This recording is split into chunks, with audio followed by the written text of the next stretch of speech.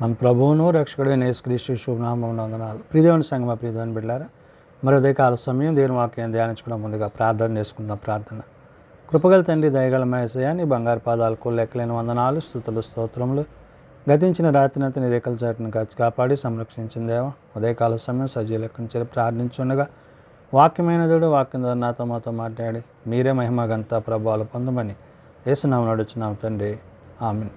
ప్రియదేవుని సంగమ ప్రియదేవుని బిడ్డలారా, నిర్దినకు ఏర్పాటు చేయడం దేని వాక్య భాగము అపోస్తలుడైన పౌలు కొరింథీయులకు రాసిన 2వ పత్రిక 6వ అధ్యాయము 1 నుంచి 5 వచనాలు ధ్యానం చేసుకుందాము. అపోస్తలుడైన పౌలు కొరింథీయులకు రాసిన 2వ పత్రిక 6వ అధ్యాయము 1 నుంచి 5 వచనంలో ఈ విధంగా రాయబడినవి.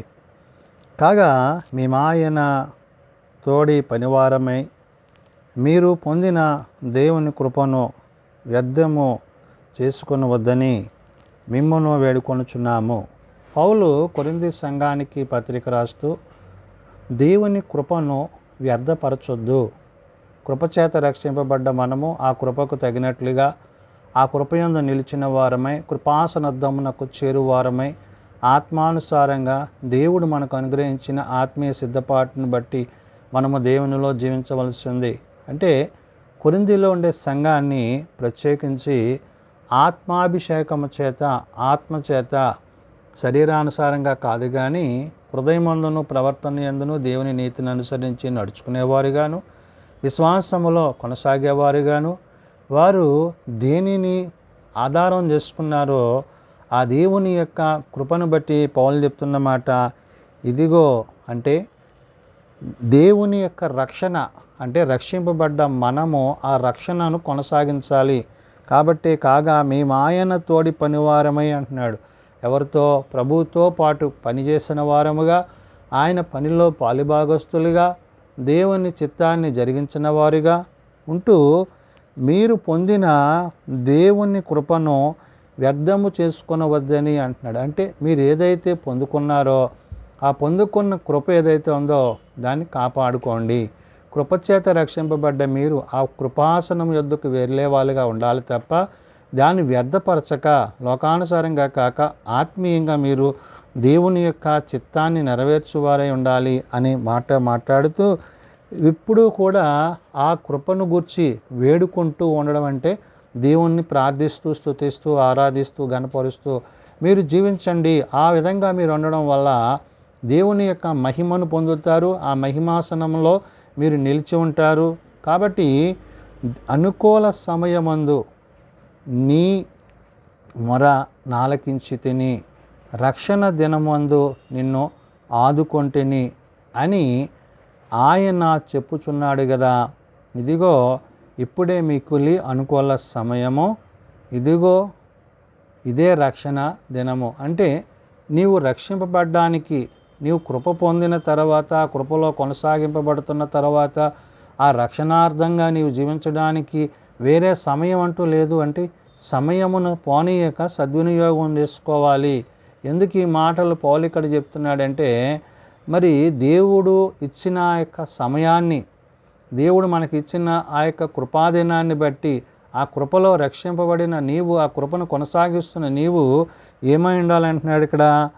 అనుకూల సమయమందు నీ మొర నాలకించి తిని అంటున్నాడు. నువ్వు ఎప్పుడైతే దేవునికి మొరపెట్టావో నీ ప్రార్థన ఆయన ఆలకించి నీ మొరకు ఆయన జవాబునిచ్చి సమాధానాన్ని ఇచ్చేవాడై ఉన్నాడు.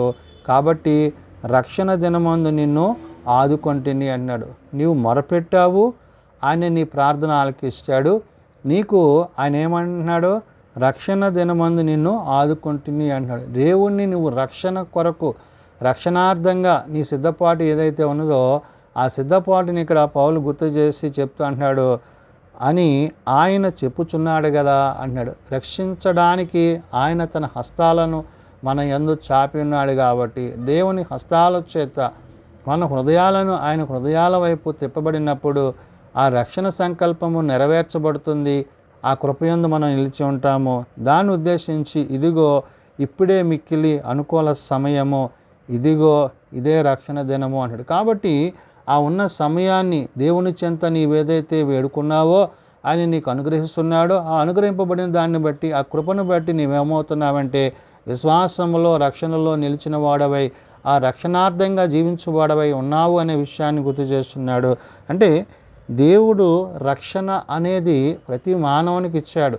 ఎవరైతే తమ హృదయాలలో పాపమును విడిచి లోకమును విడిచి ఆత్మీయంగా దేవుని యొక్క పరలోక సంబంధమైన విషయాల చేత పరసంబంధమైన వాటి యందు మనస్సు కలిగి ఉంటారో వారు ఈ రక్షణ అనేది కొనసాగించేవారు అంటారు. కాబట్టి ఇదిగో ఇదే రక్షణ దినము అనే మాటని ఇక్కడ పౌలు గుర్తు చేసి ఆయన 3వ వచనంలో అంటాడు, మా పరిచర్య నిందింపబడకుండా నిమిత్తము ఏ విషయంలోనైనాను అభ్యంతరం ఏమీయు కలుగజేయక అన్నాడు. అంటే ఈ పరిచర్యలో అభ్యంతరాలు రాకుండా బోధించే విషయంలో, మరి ఇతరులకు తెలియజేసే విషయంలో, వారి పరిచర్యలో, వారి ప్రయాణాల్లో, వారి దేవుని పనిలో ఉన్నప్పుడు వారి మధ్య ఎటువంటి అభిప్రాయ భేదాలు అభ్యంతరాలు లేకుండా ఉండాలంటే వారందరూ ఏకాత్మ ఏక హృదయం కలిగిన వారే దేవుని చిత్తాన్ని జరిగించేవారై ఉన్నారు.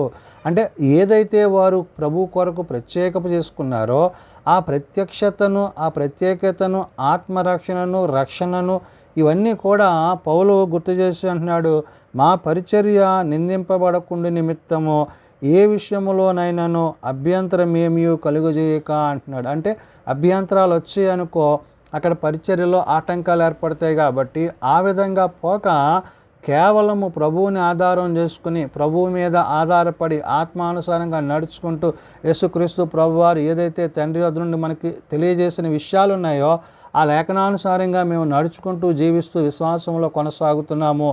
దానిని ఆధారం చేసుకుని ఇక్కడ పౌలు అంటున్నాడు, మా పరిచర్య నిందింపబడకుండా నిమిత్తము ఏ విషయంలోనైనాను అభ్యంతరం ఏమీ కలుగజేయక శ్రమల యందును ఇబ్బందుల యందును ఇరుకుల యందును అన్నాడు. అంటే ఎన్ని కష్టాలు వచ్చినా బాధలు వచ్చినా శారీరక సంబంధమైన ఇహ సంబంధమైన ఇబ్బందులన్నిటిల్లో కూడా వారు దేని యందు కూడా అభ్యంతరపడక భయపడక ధైర్యం కలిగి కేవలము వాక్యానుసారంగా వారు జీవించిన విధానాన్ని పౌలు గుర్తు చేశాడు.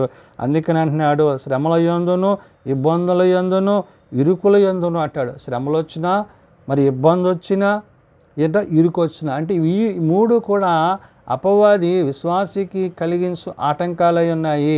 అంటే నీవు దేవునిలో బలపడే కొలది అపవాది నిన్ను దేవుని యొద్దకు చేరకుండా ఆటంకపరిచే ఉన్నాడు. కాబట్టి ఇటువంటి ఆటంకాలన్నిటి నుంచి ఏ విధంగా మనం తప్పింపబడాలో చెప్తూ అంటాడు, దెబ్బల యందును చెరసాలలోను అల్లర్లలోను ప్రయాసములలోను జాగరములలోను ఉపవాసంలోనూ మిగిలిన ఓర్పు గలవారమై ఉన్నాము అంటున్నాడు. అంటే ప్రతిదీ కూడా ఏది కూడా ఇక ముందు వారికి ఎదురైన ప్రతి కష్టాన్ని శ్రమని వాళ్ళని మరి నిందించి దూషించి కొట్టి మరి వారిని చెరసాల్లో వేసి మరి బండలతో బిగించి ఈ విధంగా అనేకమైన హింసలు కలిగించినప్పటికీ కూడా వారు క్రీస్తు యొక్క ఉద్దేశాన్ని ఎప్పుడు కూడా విడిచిపెట్టలేదు. అంటే రక్షింపబడ్డ వాని యొక్క స్థితి ఏ విధంగా ఉంటుందో ఆ రక్షణార్థమైన స్థితిని గురించి పౌలు ఎక్కడ కొరింథీ సంఘానికి తెలియజేస్తున్నాడు. అంటే ఒకసారి రక్షింపబడ్డ నీవు, క్రీస్తులో కొనసాగుతున్న నీవు, ఆత్మీయంగా విశ్వాసంలో కట్టబడుతున్న నీవు దేవుని యందు ప్రేమ, ఎటువంటి ప్రేమ యందు నీవు నిలిచి ఉన్నావో ఆ ప్రేమను సాదృశ్యం చేసుకుని ఇక్కడ ఇవన్నీ కూడా పౌలు చెప్తా అంటున్నాడు. అందుకని అంటున్నాడు, దెబ్బల యందును చెరసాలలోను అల్లర్లలోను ప్రయాసములలోను జాగరంలోను ఉపవాసంలోను మిగిలిన ఓర్పు గలవారమై ఉన్నాము అంటున్నాడు. కాబట్టి ఇవన్నీ కూడా సహించడానికి దేవుడు తన శక్తి సామర్థ్యాలను వారికి ఇచ్చాడు. అంటే వాళ్ళ బలం చేత, వాళ్ళ శక్తి చేత, వాళ్ళ యొక్క ఆలోచన చేత కాదు, కానీ దేవుని కృప చేత రక్షింపబడ్డ వీరు ఆ కృపను ఆధారం చేసుకుని ఇవన్నీ చేయుచున్నారు. కాబట్టి పౌలు ప్రధానంగా చెప్పే మాట ఏంటంటే, క్రీస్తును అంగీకరించిన మనము ఆ అంగీకారానికి తగినట్లుగా ప్రవర్తించాలి. ఒకవేళ నీకు శ్రమ వచ్చిందా, నువ్వెందిరిగిపోతున్నావేమో అటువంటి ఆలోచన పెట్టుకోక శ్రమలను సహించగలిగిన శక్తి ఆయన నీకు అనుగ్రహిస్తాడు. ఆ శ్రమల నుండి తప్పించి నీకు ఆయన విజయాన్ని ఇస్తాడు. ఎందుకంటే మన కొరకు జీవ కిరీటము ముందుంచబడి ఉంది కాబట్టి ఆ కిరీటాన్ని పొందుకోవడం కోసం మనం ప్రయాణం చేయాలి. ప్రభుత్వ పరిశుద్ధాత్మతో తండ్రితో ఏకాత్మ కలిగి ఏక హృదయం కలిగి నిత్యరాజ్యంలో యుగయుగాలు జీవించాలని ప్రభు సెలవిస్తున్నారు. కాబట్టి పౌలు చెప్తున్న మాట అంటే ఏ విషయంలోనూ అభ్యంతరము కలుగజేయకుడి అంటాడు. అభ్యంతరాలు వస్తాయి, కానీ అభ్యంతరాలను కలుగు చేసుకోకుండా వాటిని ఎదిరించి వాక్యానుసారంగా నడుచుకుని విశ్వాసంలో కట్టబడితే దేవుడు మన యందు తన కార్యాన్ని జరిగించును. అప్పుడు ఆయన రెండవ రాకడలో మనం ఆయనతో పాటు ఆయన రాజ్యంలో జీవించేవారమై ఉంటామని ఉదయకాల సమయమున భక్తుడైన పౌలు తెలియజేస్తున్న మాటలు. ప్రార్థన చేసుకుందాం. శాశ్వతమైన ప్రేమతో ప్రేమిస్తూ విడువక ఎడబాయిక కృప చూపుతున్న తండ్రి, రక్షింపబడిన మాకు రక్షణార్థముగా కొనసాగుటకు మీరు అనుగ్రహింపజేస్తున్న కృపకే వందనాలు. అవును నాయన, అభ్యంతరాలు రాక తప్పవు. అయితే అభ్యంతరాలు వచ్చినప్పుడు వాటిని చూసి అధైర్యపడక ధైర్యం కలిగి ముందుకు కొనసాగుటకు నీ సహాయం దయచేయండి. నీ శక్తిని, నీ బలాన్ని, నీ సామర్థ్యతను మేము కలిగి ఉండాలంటే నాయన ఆత్మానుసారంగా నీ వాక్యమందు బలపడాలి, విశ్వాసంలో కట్టబడాలి, నీతి న్యాయములు జరిగించు నీ దివ్యమైన చిత్త ప్రకారం జీవించగలుగుటకు మా హృదయాలను అంతరంగాలను నీ వైపు తిప్పుకోగలగాలి.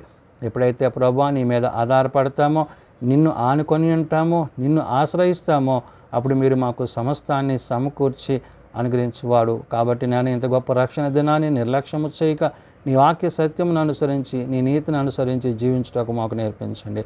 మేము బలహీనం ప్రభా బలపరచు, రోగులం ప్రభా స్వస్థపరచు. నైనా మీ చేతి గాయముల చేత మాకు స్వస్థతను, ఆరోగ్యం దయచండి. చిన్నబిడ్డలు, యవనులు, పెద్దలు, వృద్ధులు ప్రతి వారిని వారి వారి తరగతుల చొప్పున ఆశీర్వదించి దీవించండి. జన్మదినాలు, వివాహ దినాలు, ఆ కుడికల కుటుంబాలు ప్రత్యేకపరచండి. నాయన నేడుదన ఏర్పాటు చేసుకున్న ఆయా కుడికలను బట్టి, ప్రార్థనలను బట్టి బిడ్డలను ఆశీర్వదించి దీవించి వాతావరణాన్ని మీ ఆధీనంలో నుంచి మీరే మహిమ పొందమని, మీ రక్షణ కార్యాలు కుటుంబాల పట్ల జరిగించండి. ప్రయాణం అవుతున్న మాకు మా ప్రయాణాల్లో మీకు తోడైనండి. ఏది నీ చిత్తమో, ఏది నీ అంగీకారమో దాన్ని జరిగించుకుని నీ అందు జీవించడానికి నీ సహాయంలో ఇచ్చేయమని, సమస్త మహిమ ఘనత ప్రభావాలు మీరే పొందుకొనమని యేసునామం నడుచున్నాం తండ్రి, ఆమేన్.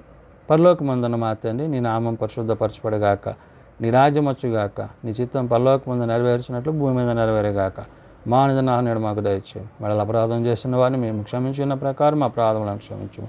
శోధనలతో ఏకాదశులను తప్పించము. రాజ్యము, శక్తి, మహిమ నిరంతరము నీవైనవు తండ్రి, ఆమేన్. మన పరమ తండ్రి అయిన దేవుని ప్రేమ, ప్రభువైన యేసుక్రీస్తు కృప, పరిశుద్ధాత్మనిత్య సహాయం నిరంతరము సదా తోడేయండి సంరక్షించునుగాక.